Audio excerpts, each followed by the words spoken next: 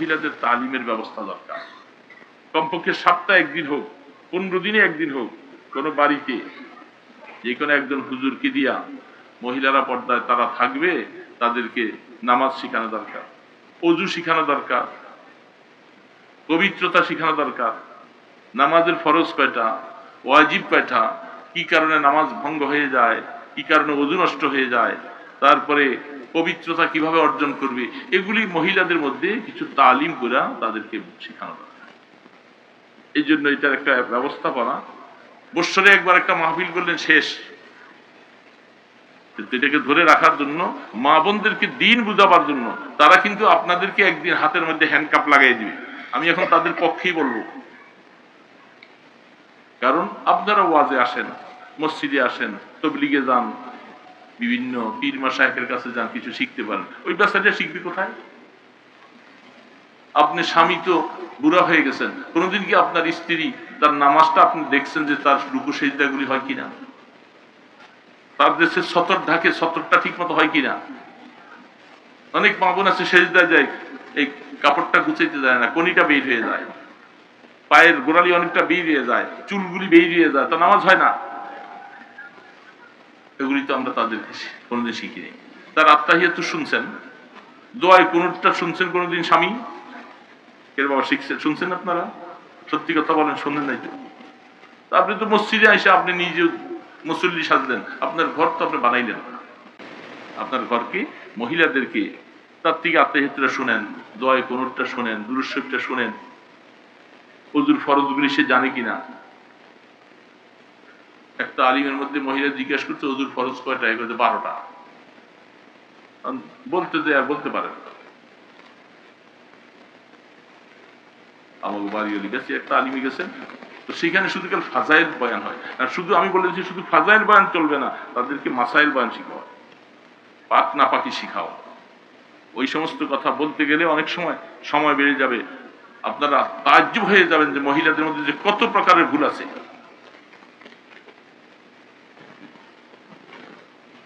আটাদারি মুফতি ফাইজুল্লাহ সাহেব রহমতুল্লাহ আলের নাতি, তিনি একদিন আমার কাছে একসাথে মাহফিলে গিয়া বলছিলাম, উনি তাজ্জুবের কথা বললেন। আমি ছোটবেলায় আমার নানির কাছে যাইয়া আমি দেখলাম যে নানাজি আপনাকে নামাজ পড়ার জন্য কিভাবে শিখাইছে। মুফতি ফাইজুল্লাহ সাহেব রহমতুল্লাহ আলাইহি। অনেক সময় এই জামানায় মহিলাদের অনেক সময় পেডিকোট, আগের দিনে শাড়ি পিনে নামাজ পড়তো, এখন না কিছু এই কামিজ টামিজ আছে। এই যে রুকুতে যাওয়ার পরে, এই জন্য শরীয়তের মাসালা, মহিলারা পুরুষের মতো এত ঝুঁকা রুকু করবে না। পুরুষ রুকু করবার সময় তার মাথাটা, পিঠটা, কোমরটা সোজা থাকবে, আর মহিলারা হাঁটুটা লাগ পায় মতো এতটুকু ঝুঁকবে, তারা বেশি ঝুঁকবে না। কারণ পিছন থেকে, পায়ের গোড়ালির থেকে তারা রুকুতে বেশি ঝুঁকলে তাদের পেডিকোট হোক অথবা কামিজ হোক, এটা উপরের দিকে 3-4 আঙ্গুল উঠে যায়। এইভাবে রুকুতে গেলে পিছন থেকে আলগি হয়ে যায়। আমাদের পুরুষ মানুষ, আমাদের অসুবিধা নেই, তাহলে এতটুকু উঠে গেলে তার নামাজ হয় না। এই জন্য মুসলিম ভাইরা অনেক কথা, ওলামায়ে কেরামদেরকে আপনারা 15 দিনে কমপক্ষে বা সপ্তাহে কোনো এক জায়গার মধ্যে, একটা জায়গার মধ্যে আমরা কি করব, তাদেরকে একটু তালিমের ব্যবস্থা করব। এক জায়গার মধ্যে বিকালে 3টার সময় দেন, 2-4 জন আস্তে আস্তে আস্তে আস্তে অনেকে আসবে এক সময়। তবে পর্দার খেলাপ যেন না হয়, এটা খেয়াল রাখতে হবে, পর্দার খেলাপ যেন না হয়। কথাটা বুঝতেছেন তো বাবাজিরা? আমরা আমাদের ঘরগুলাকে ঠিক করার চেষ্টা করব, ঘরগুলি ঠিক করবো, আমাদের সন্তানগুলাকে আমরা কোরআন শিখাই। বাবা, কোরআন না শিখাইলে আপনাদের এই সমস্ত এলাকার মধ্যে আপনারা কোরআন শিখার জন্য বেশি জোর দেন, সন্তানদেরকে, তাদেরকে কোরআনওয়ালা বানান, দেখবেন ইনশাআল্লাহ এলাকায় রহমত হবে, বরকত হবে, আপনার ঘরে বরকত আসবে। তা আমরা খেয়াল রাখবো, আল্লাহ পাক যেন আল্লাহর জন্য আমাদেরকে একটু মহব্বত করার মতো একটা দিল আল্লাহ আমাদেরকে তৈরি করেন। আল্লাহ পাক বলছেন, ইব্রাহিম আলা নবীনা আলাইহিস সালাতু ওয়াস সালামকে আল্লাহ রাব্বুল ইজ্জাত কলিজার টুকরা ইসমাইলকে নিয়ে হযরত হাজরা আলাইহিস সালামকে সহ নির্বাসনে যেখানে পাঠালেন, সেই ইতিহাসগুলি কোরআনে পাকে পাওয়া যায়। ওই সমস্ত স্মৃতির কথাগুলি স্মরণ করে আমাদের কিছু নসিহত গ্রহণ করা যায়। ইব্রাহিম আলাইহিস সালাতু ওয়াস সালাম আল্লাহ পাককে পাওয়ার জন্য জীবনে পরীক্ষা অনেক দিয়েছে। আর আমরা এই ধর্মটা মূল প্রবর্তক হলেন হযরত ইব্রাহিম আলাইহিস সালাম। ইব্রাহিম আলাইহিস সালামের নাম শুনছি না আমরা? মিল্লাতা আবিকুম ইব্রাহিম হুয়া সাম্মাকুমুল মুসলিমিন। ইব্রাহিম আলাইহিস সালাম আমাদেরকে মুসলিম হিসাবে নামকরণ করেছেন। এই নামটা আজকে নয়, আমাদের নবী মুহাম্মদ রাসূলুল্লাহ সাল্লাল্লাহু আলাইহি সাল্লামের বহু হাজার বছর আগে ইব্রাহিম আলাইহিস সালাম আমাদের এই নামকরণ করে গেছেন। আমরা মুসলিম। মিল্লাতা আবিকুম ইব্রাহিম হুয়া সাম্মাকুমুল মুসলিমিন। নির্বাচন করে আমাদের নামটা মুসলমান করে মুসলিম। মুসলিম কাকে বলে? আসলিম তাসলিম। মুসলিম ওকে বলা হয় যে ব্যক্তির আপাদমস্তক, খেয়াল, মন মানসিকতা সব কিছু যিনি আল্লাহ পাকের কাছে ন্যস্ত করে দেয়, সফর্দ করে দেয়, তার নাম মুসলিম।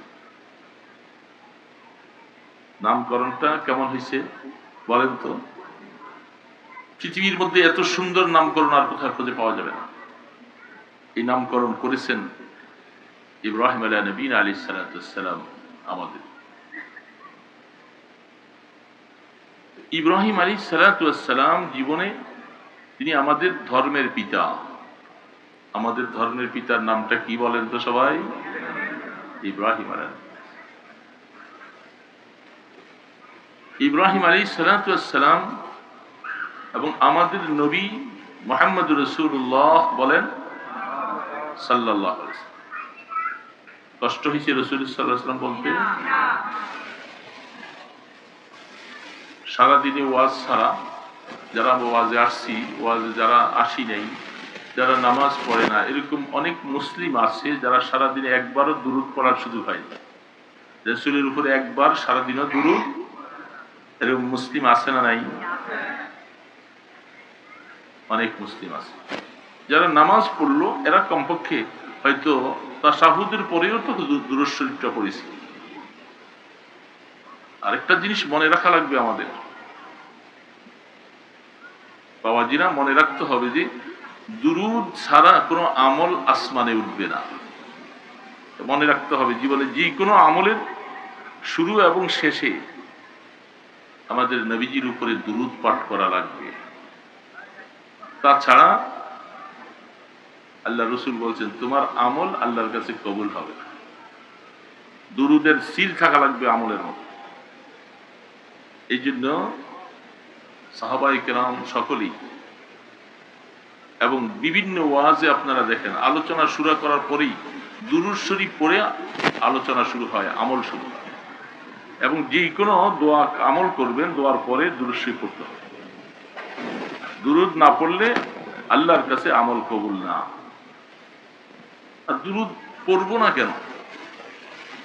যার উসিলে আমরা এই মাহফিল পাইলাম, ওয়াজ পাইলাম, মসজিদ পাইলাম, টুপি পাইলাম, দাড়ি পাইলাম, কোরআন পাইলাম, তার উপরে একটু দুরূদ পড়তে পারবো না? কে বা পারবেন না? আমাদের নবী মুহাম্মদ রাসূলুল্লাহ সাল্লাল্লাহু আলাইহি সাল্লাম তিনিও ইব্রাহিম আলাইহিস সালামের বংশধরের মধ্যে তার দুইজন সন্তান ছিল। একজন ছিল ইসমাঈল আলাইহিস সালাম, আরেকজন ছিলেন ইসহাক আলাইহিস সালাম।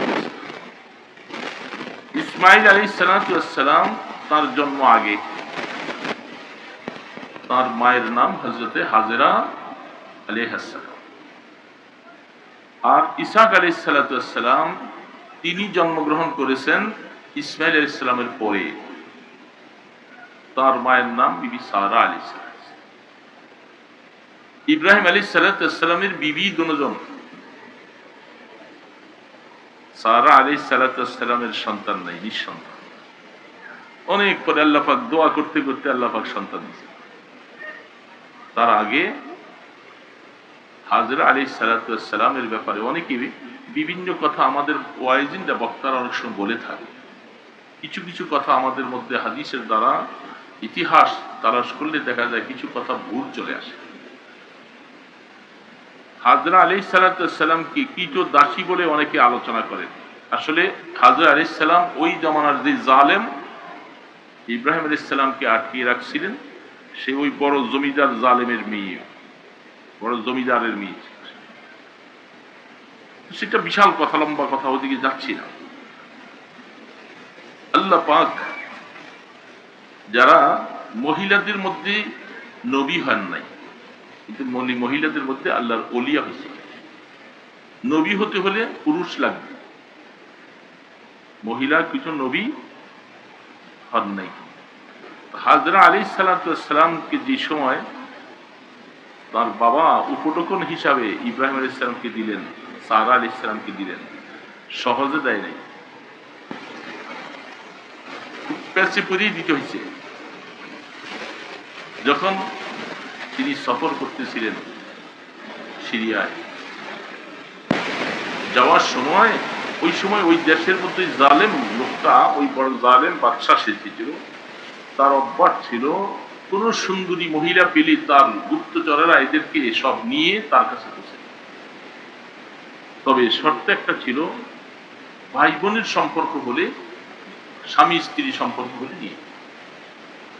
এই জন্য ইব্রাহিম আলাইহিস সালাম যখন এই অবস্থাটা খারাপ দেখলেন, তিনি বলছেন যে সারা শোনো, একটু হলে তুমি আমার চাচাতো বোন, ঠিক আছে রেশতাদার, তুমি আমার স্ত্রী, কিন্তু তোমাকে স্ত্রী শব্দটা শোনাতে গেলে জালেম জুলুম করবে।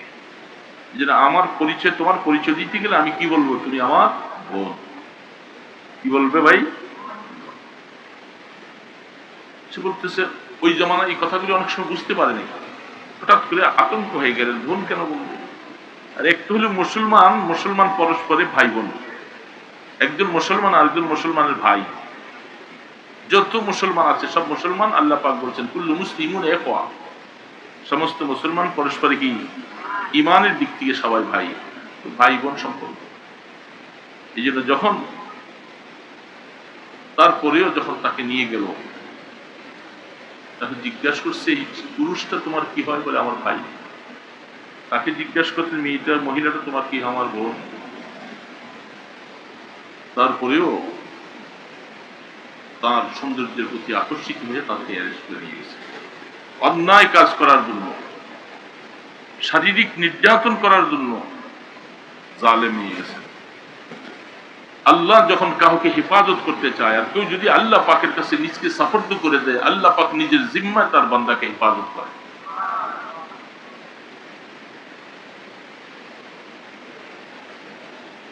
হযরত সারা আলাইহিস সালাম বিপদে পড়ে গেছেন, আল্লাহ পাকের কাছে দোয়া করলেন, আল্লাহ আমি নবীর স্ত্রী। হাদিস শরীফে পাওয়া যায় আল্লাহ রাসূলের সাথে ফরমান, কোন নবীর স্ত্রীকে আল্লাহ পাক জিনাকারী বানায় নাই, কোন নবীর স্ত্রীকে শারীরিক নির্যাতনওয়ালা বানায় নাই।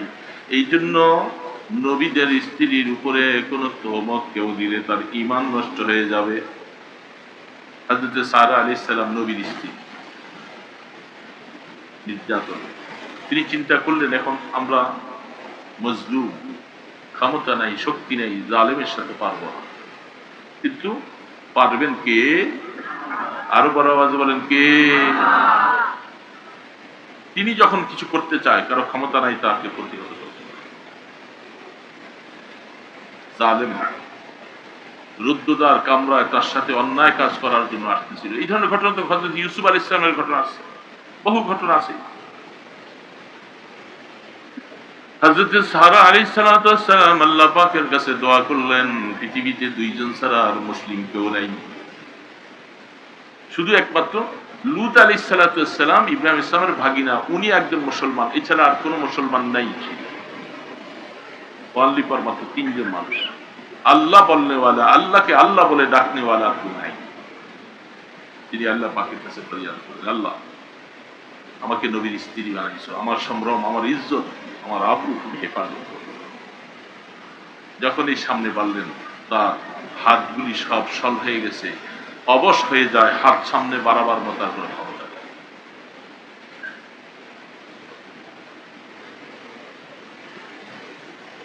হাত স্পর্শ করবে ঠিক ক্ষমতাই নেই। দেখেন না মাঝে মধ্যে প্যারালাইসিসের রোগী যখন আমি আমার নিজেই আমি স্ট্রোক করেছি। ঘুমের থেকে উঠে দেখি আমার শরীর আমার সাথে নেই। কি আশ্চর্য কথাটা, এই পাটা এই হাত এগুলি নড়াচড়া করতে পারে না, নিজের ক্ষমতা নাই, অথচ এটা তো আমার সাথেই আছে। আল্লাহ পাক এটার কার্যকরী ক্ষমতাটা বন্ধ করে দিয়েছে। তো ঠিক ওই জালেমের হাতগুলি সলভ হয়ে এসেছে, অবাক বুঝতে পারছে এখানে কিছু কুদরতের খেলা চলছে, কিন্তু কপালটা ভালো হলে পরে বুঝবে সামনে, ক্ষমা চাইলে। বুঝতে পারছি তোমার উপরে আমি জুলুম করতেছিলাম, মালিক তোমার পক্ষে সাপোর্ট করেছে, আমাকে লুলাবান, আমি আর করবো না। ক্ষমা করে দিলেন। ক্ষমা করে দেওয়ার পরে আবার পুনরায় শক্তি সরিয়ে আসার পরে পুনরায় সে আবার সামনে বাড়ে। তিনবার এই পরিস্থিতি হওয়ার পরে এখন বুঝে আসছে। মানুষ চোখের দ্বারা অনেক কিছু বুঝে না, আকলের দ্বারা অনেক কিছু বুঝতে পারে। যখন এই বুঝে আসলো, এবার বলছে যাও, ক্ষমা তো করেই দিলাম তুমি আমাকে, আমিও তোমাকে একবারে সম্মানের সাথে বিদায় করে দিয়ে যাচ্ছি। যাও, আমার এই উপটুকু হিসেবে আমার মেয়েটা তোমাকে হাদিয়া হিসাবে দিয়ে দিলাম, সারা জীবন তোমার থাকবে। হযরতে হাজরা আলাইহিস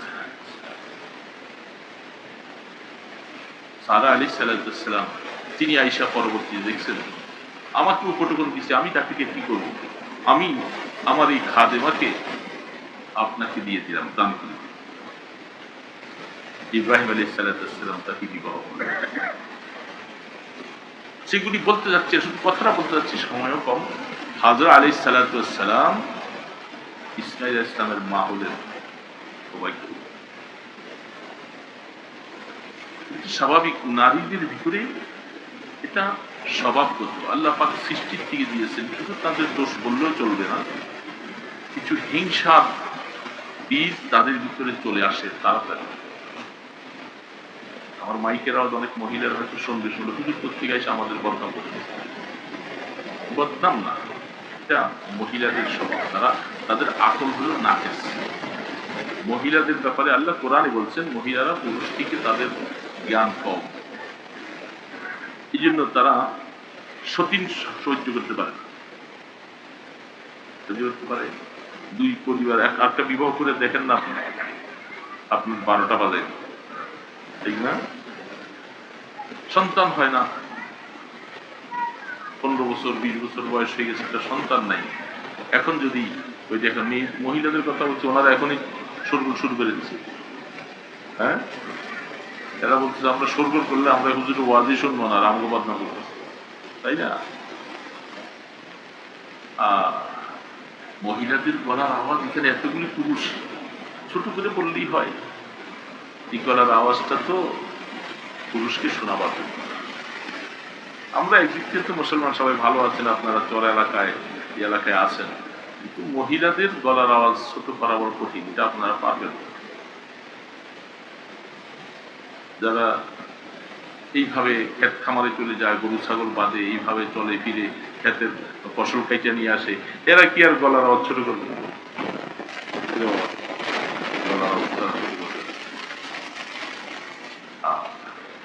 নামাজ যেরকম ফরজ, পর্দাও কি এই এলাকার জন্য নফল।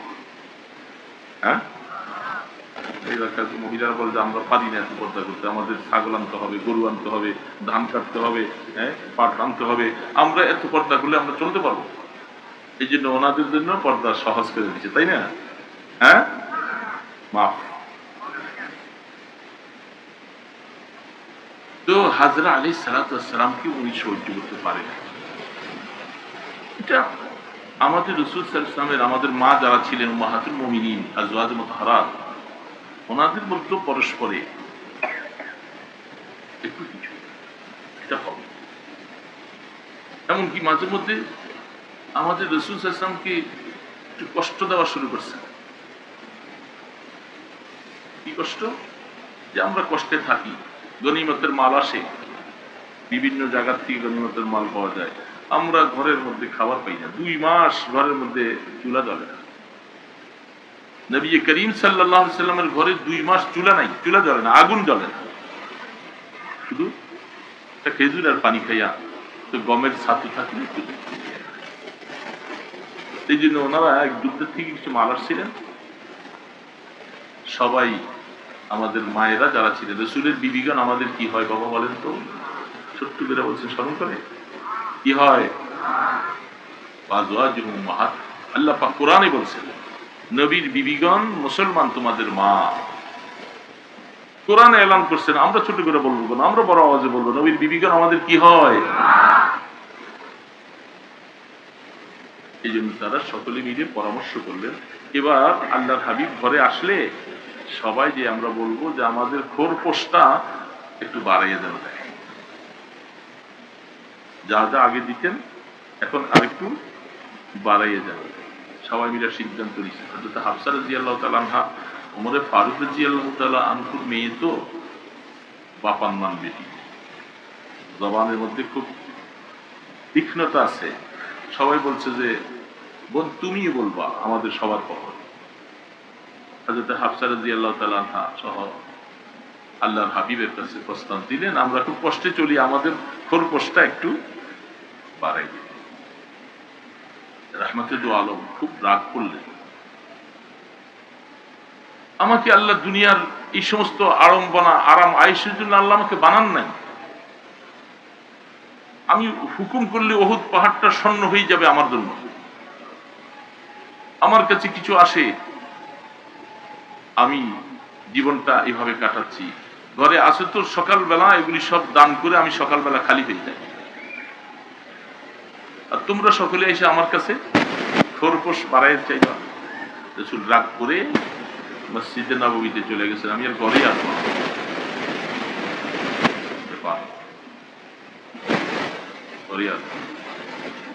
এখন চতুর্দিকে আল্লাহ রাসূল মসজিদে নববীতে করে আসেন, চতুর্দিকে সাহাবায়ে কেরামদের মধ্যে শহরত হয়ে গেছেন, রাসূল কি বিবিদেরকে কি তালাক দিয়ে দিয়েছেন কি, জটিল মাসালা। কেউ সাহস পায় না রাসূলকে জিজ্ঞাসা করার জন্য, যে আল্লাহর হাবিব আপনি কি আমাদের মায়েদেরকে কি তালাক দিয়ে দিচ্ছেন, সাহস পায়। ওমরে ফারুক রাদিয়াল্লাহু তাআলা আনহু মেয়েকে জিজ্ঞাসা করতেছে, হাফসা কি হয়েছে, ব্যাপারটা কি বলো তো, আল্লাহ রাসূলকে তোমরা এইভাবে কষ্ট দিচ্ছ কেন, কি বলছি নাকি হালাত, ঘটনা বলছে এই হালাত।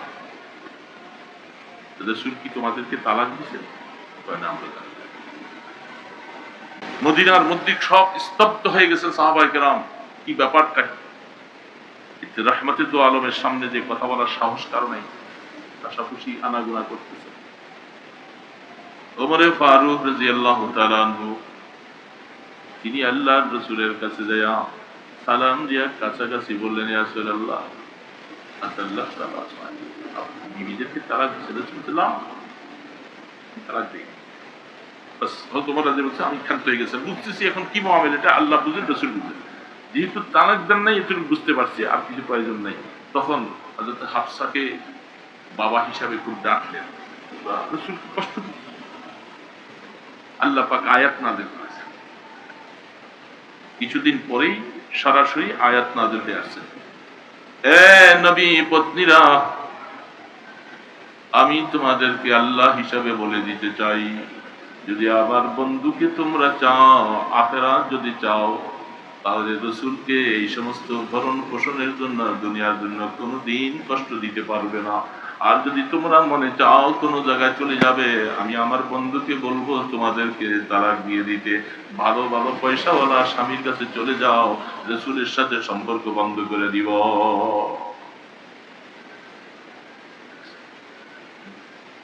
দুনিয়া চাচ্ছিল, আল্লাহ পাক দুনিয়া ওয়ালা বানাইতে চান নাই। আয়াত নাযিল হয়ে যায়, সবাই থরথর করে কাঁপতেছে।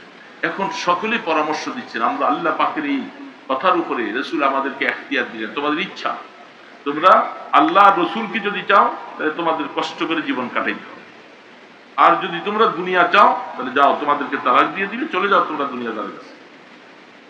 সব বিবিদের মধ্যে এখন পরামর্শ, এক একজনকে আল্লাহ রাসূল জিজ্ঞাসা করতেছে, তোমার কি দায়, তোমার কি রায়, পরামর্শ। হযরত আয়েশা সিদ্দিকা রাদিয়াল্লাহু তাআলা আনহাকে আল্লাহ রাসূল জিজ্ঞাসা করলেন, বয়স কম ছিল, অন্য কাউকে সরাসরি বলছেন, মুশাওয়ারা করা বলে নাই, কিন্তু আম্মা জান আয়েশাকে বলছেন, আয়েশা তুমি তোমার আব্বা আম্মার সাথে আমি তোমাকে এমন কথাটা বলবো, এটা পরামর্শ করে তুমি জবাব দিবা। তুমি বয়সে ছোট, অথচ সবার থেকে বেশি বুদ্ধিমত্তা ওয়ালা হলেন আম্মা জান আয়েশা সিদ্দিকা। বয়স ছোট হতে পারে, আল্লাহ এত বুদ্ধি আর এত তীক্ষ্ণ, এত মেধা আম্মা জান আয়েশাকে দিয়েছেন, কেউ পায়। কি বলবেন পরামর্শ? আমি আল্লাহ পাক বলে দিচ্ছেন, তোমরা যদি আল্লাহ এবং রসুলকে চাও তাহলে তোমাদের কষ্টের জিন্দেগি হবে, এটা মেনে নিবা। আর যদি তোমরা দুনিয়া চাও তাহলে তোমাদেরকে তালাক দিয়ে দেওয়ার জন্য আল্লাহ আদেশ করেছেন। আমি তোমাকে এখতিয়ার দিলাম, তুমি কোনটা চাও, এই জন্য পরামর্শ। আম্মা জান আয়েশা বলেন, ওগো আল্লাহর রাসূল, এই ব্যাপারে আব্বা আম্মার সাথে পরামর্শ করা আমার প্রয়োজন মনে করি না, কারণ আমি আল্লাহ এবং রসুলকে ছাড়া আর কিছু চাই না। দুনিয়া আসুক আর না আসুক আমার পছন্দ না। আম্মা জান আয়েশা সিদ্দিকা সমস্ত বিবিরা নিজেদের ভুলের উপরে আল্লাহ রসুল কি দুনিয়ার সামান্য কিছুর জন্য কষ্ট নয়। মহিলাদের মধ্যে এই ধরনের অবস্থা ছিল। আমাদের পুরুষদেরকে কিছু কষ্ট দেয় না? আপনাদের এলাকার মহিলারা কিছু কষ্ট দেয় না? প্রত্যেকের পারিবারিক জীবনে কিছু হয় কি হয় না রে বাবা? এটা বলবে না অনেকে, হবে, এটা হবে কিছু, এটা আপনি অস্বীকার করলে জোনাই। কারণ আল্লাহ পাক ঘরের মধ্যে রাখছেন, এই ধরনের কিছু হবে, কিন্তু আবার তাদের ব্যাপারে মাসালাও আছে, সবর করো। কারণ এদের আকল কম, তো এরা দুর্বল মানুষ, এদের উপরে জুলুম করো না, একটু তাদের ব্যাপারগুলি একটু হজম করবা, সহ্য করো, করলে আল্লাহ তোমাকে প্রতিদান দিয়ে দেবে। আর যদি তুমি সহ্য না করো তাহলে এদেরকে সোজা করতে চাইলেই কয়টা বিবাহ যে করা লাগবে রে বাবা, তার তালাক হয়ে যাবে, তালাক হয়ে যাবে, নিষেধ করছে। কারণ এদেরকে আল্লাহ পাক বানাইছে বাম পাজরের হাড্ডি দিয়া, বাঁকা হাড্ডি দিয়া বানাইছে, যার সাথে যার জোড়া আল্লাহ পাক মিলিয়ে রাখছেন। এটা দুনিয়ার ফাইসানা হয়ে গেছে অনেক আগে। যার স্ত্রী কে হবে তার বাম পাজরের হাড্ডির কিছু অংশ নিয়ে আল্লাহ তার স্ত্রী বানাইছেন। এই জন্য মহিলাদেরকে যদি সোজা করো তাহলে ভেঙে যাও, ভেঙে যাওয়া মানে কি, ঘর ভেঙে যাবে। এই জন্য তাদেরকে নিয়ে দুনিয়াটা তোমাকে চলতে হবে ধৈর্যের সাথে, ধৈর্যের সাথে। এই জন্য সারা আলাইহিস সালাম নিজে দিলেন, সেই ঘরে যখন এখন সন্তান এসে গেল, এই মহিলার স্বভাব হিসাবে হিংসা শুরু। এই জন্য আমার এক ভক্ত আছে, এটা ছাড়া স্ত্রীটা অপারেশন হইয়া সন্তান প্রজনের অবস্থাটা নষ্ট হয়ে গেছে। আল্লাহ তাকে সম্পদ দিছেন। এখন আমি একদিন তাকে বললাম, তো আপনি আপনার বিবির সাথে পরামর্শ করে একটা বিবাহ শাদী করেন, আল্লাহ যেন আপনাকে একটা সন্তান দেয়, এই সম্পদ খাবে কে? কিন্তু বিবিকে মানানো যাচ্ছে না, বুঝে না, আসলে কিছু করার নেই, তিনি মানতে চায়। এই জন্য সারা আলাইহিস সালাম এখন আর সহ্য করতে পারেন। আল্লাহ পাক বলেন যে তোমার সহ্য না করার কারণেই আমি ইব্রাহিমকে আর ইসমাইল হাজেরাকে আমি বাইতুল্লাহ ঘর বানাবার কাজে নিয়োজিত করতে পারলাম। তুমি যদি রাগ না করতে সেখানে যেতে পারতো। হ্যাঁ, ফাইলুল হাকিম লা ইয়াখলু আনিল হিকমা। আল্লাহ পাকের কথার মধ্যে হিকমত, কাজের মধ্যে হিকমত আছে। এই জন্য সারা আলাইহিস সালামকে একটু গোসা দিয়ে দিলেন। হযরতে ইব্রাহিম আলাইহিস সালাম বলেন যে ঠিক আছে, আমি এদেরকে নিয়ে দিয়ে আসি। এমন জায়গায় আনলেন, কিছু নাই, গায়রি জি যারাইন ইনদা বাইতিকাল মুহাররম রব্বানা লিয়ুকিমুস সালাহ ফাজআল আফইদাতাম মিনান নাস তাহবি ইলাইহিম ওয়ারযুকহুম মিনাস সামারাতি লাআল্লাহুম ইয়াশকুরুন। আল্লাহ পাক ইব্রাহিম আলাইহিস সালাম ওঠের পিঠে সাওয়ার হইয়া কলিজার টুকরা সন্তানকে নিয়ে আসেন। যখন বাইতুল্লাহ ঘর নাই সেখানে শুধু ময়দান, এই আপনাদের এই কথাটা বলতে যে আমি আসলে কোথায় চলে গেছিলাম, এই ইতিহাস এখানে বলতে যে সেখানে বলছিলাম, গাইরি জি জারাইন, গাছপালা নাই, ঘর বাড়ি নাই, ধুধু বালি আর বালি, মরিচিকা আর মরিচিকা। এমন জায়গায় না ওঠের পিঠের থেকে নামাই দিয়ে এক টিল্লা পানি আর কিছু খেজুর। এখন ইব্রাহিম আলাইহিস সালাম ওনাদেরকে রাইখা চলে যায়। হাদিস শরীফে আসছেন, প্রথমবার জিজ্ঞাসা করলেন, আপনি আমাদেরকে এমন ভাবে রেখে যান, আমরা কোথায় থাকবো, কে আমাদেরকে দেখশন করবে? ইব্রাহিম আলাইহিস সালাম কোনো জবাব নেই। দ্বিতীয়বার বললেন, কোনো জবাব নাই।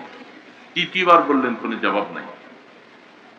চতুর্থবারের সময় এবার মহিলাদের প্রশংসা করা লাগে। আবার চতুর্থবারের সময় জিজ্ঞাসা করতেছেন, আমাদেরকে এইভাবে রাখার জন্য কি আল্লাহ পাক আদেশ করেছেন? দেখছেন দিলটা কোথায় চলে গেছে। তিনবার জিজ্ঞাসা করার পরে তার দিল কোথায় চলে গেছে, যে আল্লাহকে আদেশ করেছেন। ইব্রাহিম আলাইহিস সালাম শুধু মাথা নাটা নাড়াইয়া এইভাবে, মুখেও ডাইরেক্ট নাম বলে নাই, শুধু মাথাটা। হাজরা আলাইহিস সালাম বলতেছেন, কোনো ভয় নাই, লা উবালি, কোনো পরোয়া নাই, কোনো পরোয়া নাই, যেহেতু যিনি আমাদেরকে এখানে পাঠাবার জন্য আদেশ করেছেন তিনি হাইয়ুল কাইয়ুম, তিনি চিরস্থায়ী চিরঞ্জীব, তিনি আমাদেরকে হালাক করবেন না। তার জাতের উপরে আমাদের ভরসা, বিশ্বাস।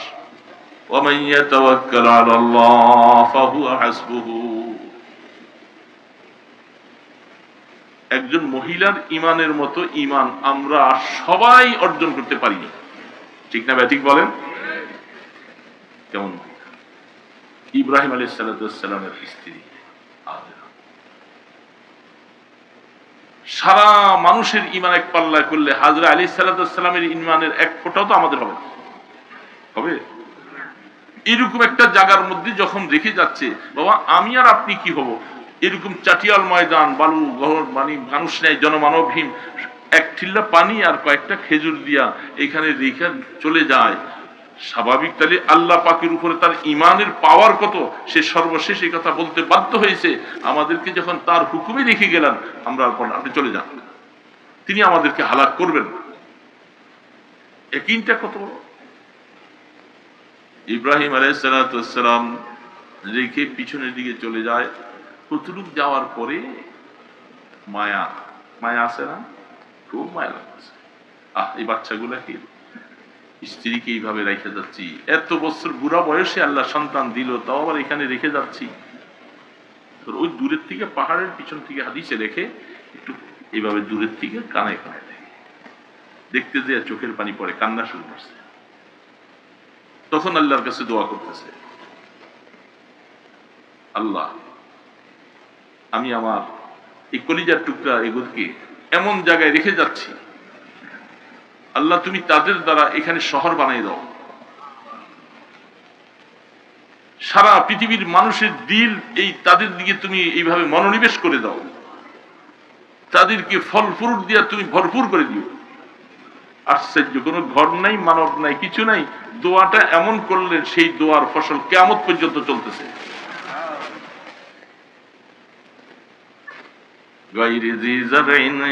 কিন্তু বাইতুল্লাহ তোমার এখানে আছে, আমি জানি, কোথায় আছে জানি না, সব মাটির নিচে।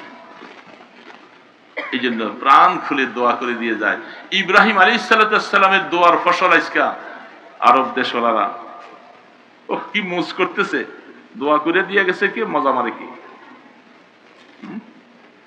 কোনদিন কোনো ফলের অভাব নাই, কোনো খাবারের অভাব নাই, সারা পৃথিবীর মানুষের দিল বাইতুল্লাহর দিকে চুম্বকের মতো আকর্ষিত হয়ে আছে, আছে না? সেই কলিজার টুকরা তাদেরকে দিয়ে গেলেন।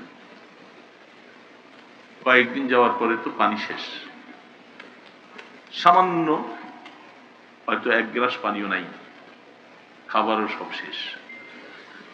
ওই দিন যে ওই সময়ের কথাটা হাদিসে যে বর্ণনাগুলি তাফসীর খুলে দেখলে আকল হয়রান হয়ে যায়। বাবা, জীবনের এই পরিস্থিতিতে কেউ যদি না পড়ে তাকে বোঝানো যাবে না। বাচ্চার জন্য যে মায়ের কি মায়া আর কি দরদ, এটা দেখলে আজ তাজ্জব হয়। সমস্ত সৃষ্টির মধ্যে আল্লাহ মায়াটা দিয়ে দিচ্ছে। একটা পাখি তার বাচ্চাটাকে কিভাবে করে,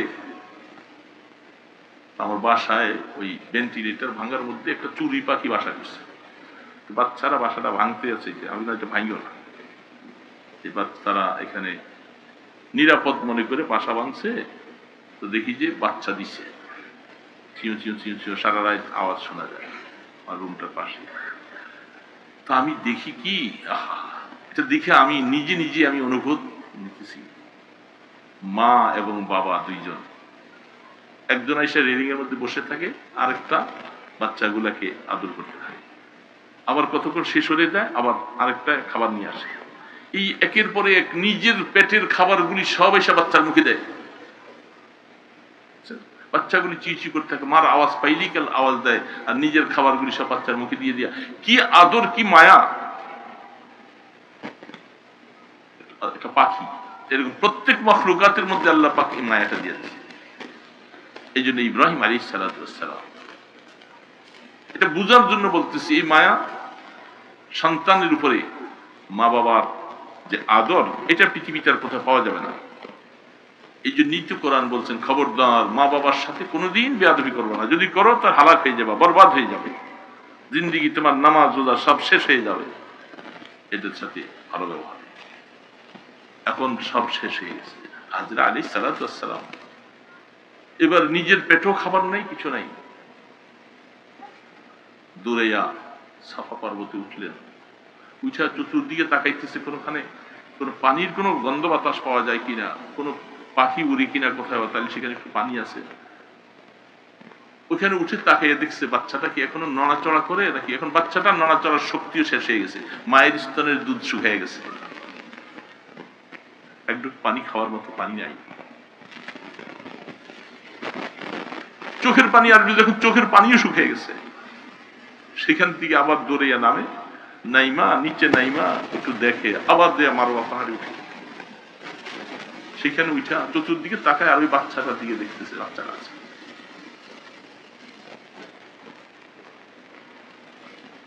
দেখতে দেখতে দেখতে দেখতে এবার সর্বশেষ নৈরাশ হয়ে গেছে। এতক্ষণ পর্যন্ত ঘুরলাম, একটু পানির কোনো গন্ধ বাতাস নাই, আমিও শেষ হয়ে যাবো, বাচ্চাও শেষ হয়ে যাবো।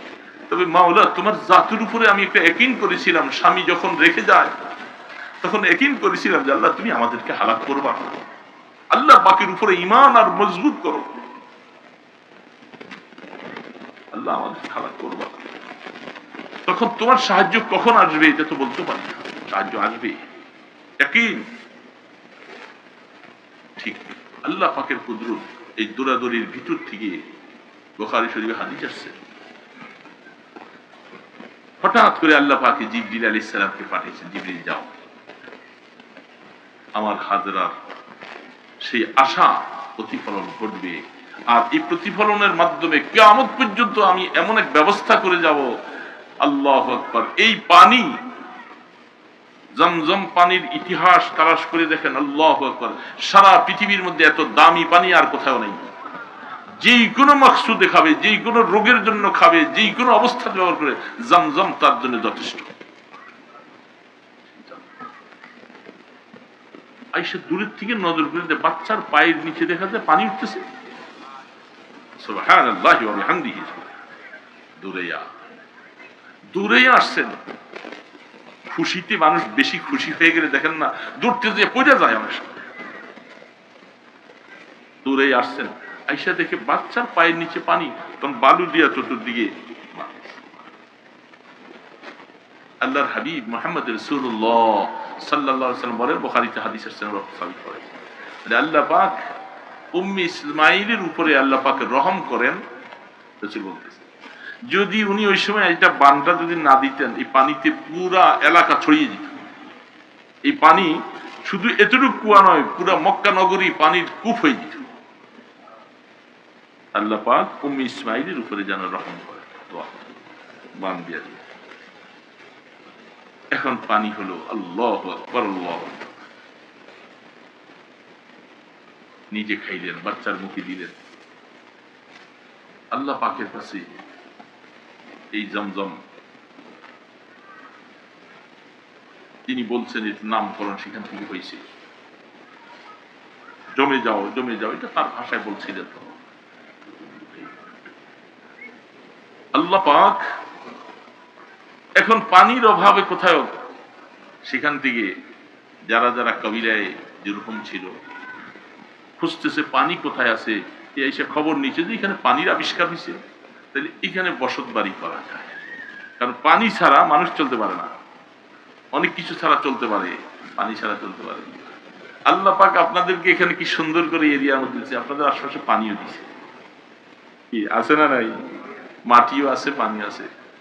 সব কিছু আল্লাহ পাক আপনাদেরকে এই সমস্ত এলাকাটা আজ থেকে 50 বছর আগে 30 বছর আগে কি ছিল? একেবারে অনাবাদীর মতো, গাইরে জি জারাইল, চলাচলের জন্য কিছু নাই। এখন আল্লাহ পাক আপনাদের জন্য সবকিছু দিচ্ছে, সবকিছু পাইছেন। তো আপনারা দৃষ্টান্ত হিসেবে তো সেই ওদের মতো, তো ওনারা যেরকম করে আল্লাহর জন্য নিবেদিত হয়েছেন, ইসমাইল আলাইহিস সালামের কাজটাকে আল্লাহ পাক পছন্দ করে হাজরা আলাইহিস সালামের কাজকে কিয়ামত পর্যন্ত এটা সমস্ত নমুনা রাখার জন্য মানুষ যেন আলোচনা নিয়ে আসে। এই জন্য হাজী সাহেবেরা হজে যাইতে হইলে তোমাকে সাফা মারওয়া সাই না করলে তোমার হজ হবে না। একজন মহিলা করে দিয়ে গেলেন, আর পুরুষ সকলের জন্য এটা ওয়াজিব করে দিছে। হজ করবা, হজ কবুল করাইবা, যাও সাফা মারওয়া সাই। এখন তুমি শ্বেত পাথরের উপরে দৌড়াইতেছো, তাতেই 7টা চক্কর দিতে যাইয়া শ্বাস পাই দিয়ে যায়, এত কষ্ট লাগে। ওই মহিলা ওই সময় মরুভূমিতে, ছাদ নাই, পানি নাই, বাতাস নাই, কিছু নাই, পুরো খোলা আসমান, সাফা মারওয়াতে উঠে একবার কত উঁচা, আবার নিচে নেমে ওইদিকে যায়। আল্লাহ পাক তার খেদমতটাকে যে কবুল করছেন, কিয়ামত পর্যন্ত এটা নমুনা বানিয়ে রাখছেন, যেন সকলের সামনে এই কাজটা যেন চলে আসে যে আমার এই মহিলাটা আমার আল্লাহর সাথে তার মহব্বতের সম্পর্ক কত ছিল, এটা আমি তোমাদেরকে জানিয়ে রাখলাম। কিয়ামত পর্যন্ত হজ করবা, সাফা মারওয়া চাই। তিনি দৌড়াইতেন এবং মাঝে মধ্যে ওই যে নিচু জায়গার মধ্যে আইসাকে হলো বাচ্চার দিকে তাকাইতেন, উপরে যাইও তাকাইতেন, নিচে যাইও তাকাইতেন। এই জন্য যখন সাফা মারওয়া সাই করা হয়, হাদিসের মধ্যে আসছে সুন্নত হলো একটু একটু বাইতুল্লাহ ঘরের দিকে দেখা যায় না, যদি বন্ধ সুন্নত জিন্দা হবে, কারণ আল্লাহ পাক ওনার কাজটাকে খুব পছন্দ করছে। এখন আল্লাহ সুবহানাহু ওয়া তাআলা তো ওই আপনাদের আমি এটা ভূমিকা বলছিলাম, একটা আয়াত যেটা পড়ছি ওটাতে এখনো কিছু বলি নাই, সময়ও খুব কম। কয়টা বাজে এখন? নামাজের সময় হচ্ছে, নামাজ পড়বেন আপনারা। তো আমি ছোট্ট আয়াত পড়ছিলাম, ইন্নামাল মুমিনুনা আল্লাযীনা ইযা যুকিরাল্লাহ। আমরা ওই রকম মুমিন হতে পারলাম কিনা, শুধু একটা কথাই বলবো, ওইটা আল্লাহ পাক বলতেছে ইন্নামাল মুমিনুন,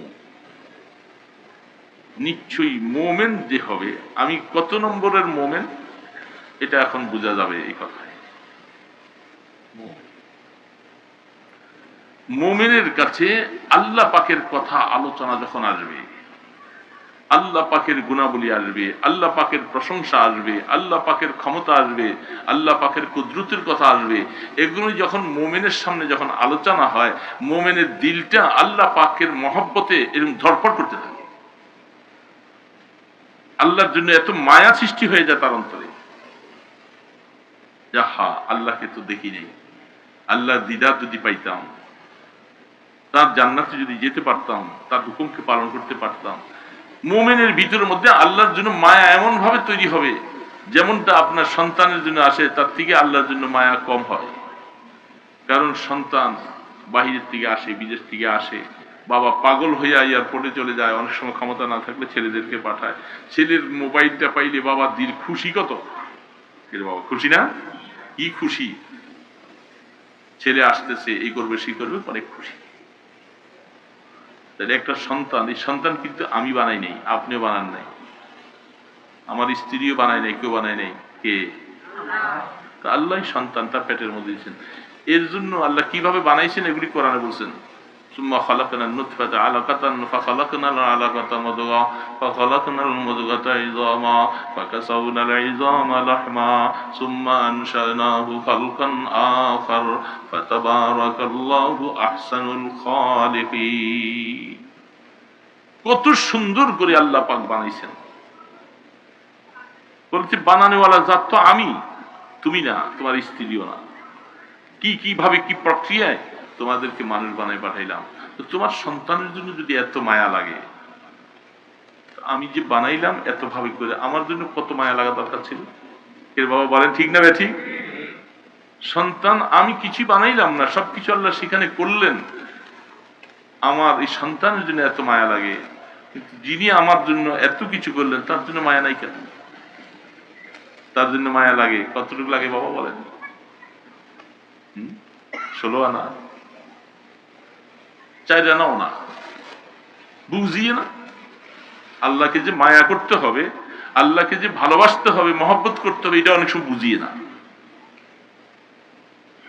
ঠিক না বেঠিক বলেন?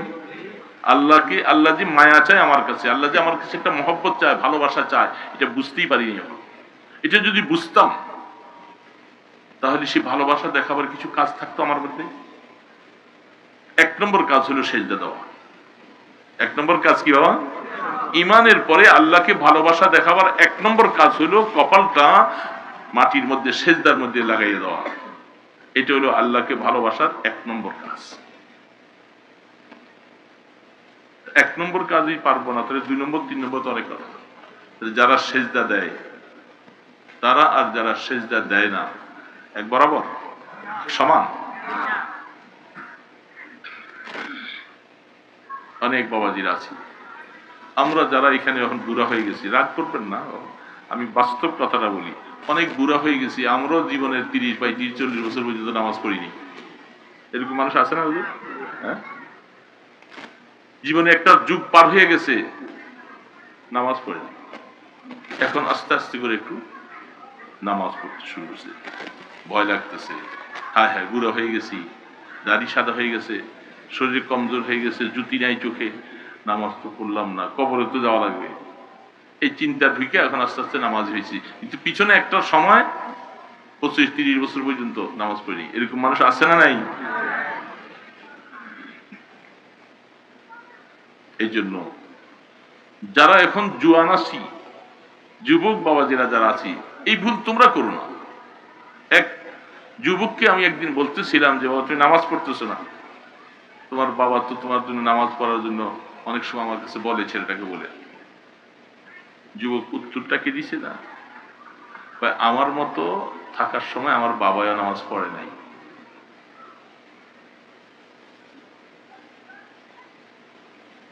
কথা সে সত্য বলছে, মিথ্যা বলে নাই। এখন আমার বাবা হাজী সাহেব হয়েছেন, গাজী সাহেব হয়েছেন, বাবা মসজিদে চলে যায় সবাই, কিন্তু আমার মতো বয়সের সময় আমার বাবা নামাজ পড়েনি, সে উন্মাদের মতো চলছে। ছেলে তো এটা দেখছে। এই যুবক বাবা, তোমাকে বলে যাই, তোমার সন্তান যেন তোমার ব্যাপারে মন্তব্য না করতে পারে। তুমি এখন থেকে নামাজি হও, তোমার সন্তান দুনিয়াতে আসলে তারা যেন তোমাকে নামাজি অবস্থায় দেখে। এই জন্য যে ঘরের মধ্যে বাবা নামাজি, মা নামাজি, এই সন্তানগুলি দেখবেন অনেক সময় এই কাপড় চোপড় পেঁচাইয়া মায়ের পাশে নামাজ পড়তে বসে। এটা দেখে দেখে কিছু শিখে। কাফের মুশরিক হিন্দুদের ঘরের মধ্যে ওরা মূর্তি পূজা দেখে, মা ধূপ জ্বালানি দেখে, ওগুলি দেখে, নম নম দেখে, তিরস্কার দেখে। আর মুসলমানদের ঘরের মধ্যে নামাজ থাকলে তাদের বাচ্চারা নামাজ দেখে দেখে তারাও নামাজ শিখবে। আফসোস হলো এখন মুসলমানের ঘরের মধ্যে যদি নামাজ না থাকে, ঘরের মধ্যে যদি মা নামাজ না পড়ে, বাবাকেও যদি, এই জন্য আল্লাহ রসুল বলছেন নফল নামাজ, সুন্নত নামাজ ঘরে পড়ো, কারণ ঘরটাকে অনাবাদী বানাইও না, সেখানে নামাজের হালত না। এই জন্য ঘরের মধ্যে নামাজের পরিবেশ রাখা দরকার।